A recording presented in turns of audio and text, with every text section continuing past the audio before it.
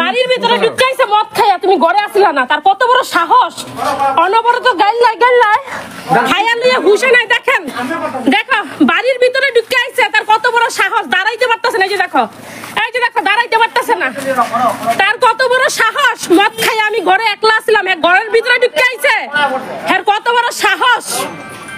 মদ খাইয়া হ্যাঁ পাইছে কি, হ্যাঁ বাড়ির ভিতরে ঢুকাইছে, হ্যাঁ সাহসের আসপত্তা বার হয়ে গেছে গা।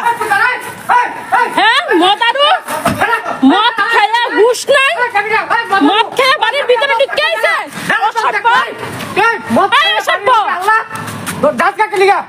মদ খেয়ে বাড়িতে ঢুকাইছে, অসভ্য মদারু।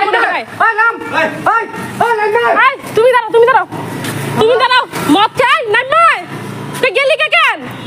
বাড়িতে আমি নাই, মদ খেয়ে আইছি আমার বউর এখানে হাল্লা করতে। যাও তুমি যাও, তুমি দম দিছে না? হ্যাঁ দেখছো মিস্ত্রি কাজ, আমি ডিউটি দিয়ে আমার এখানে কেন যাবো? মদ খেয়ে বাড়ির মধ্যে হাল্লা। যাও তার বাপেরে ফোন করো তো, ফোন করে ডাকাও। অসভ্যগুলো যায় গেছে গায়ে না, আর মানুষরা জ্বালায় খায়। জন্ম দিয়ে গেছে,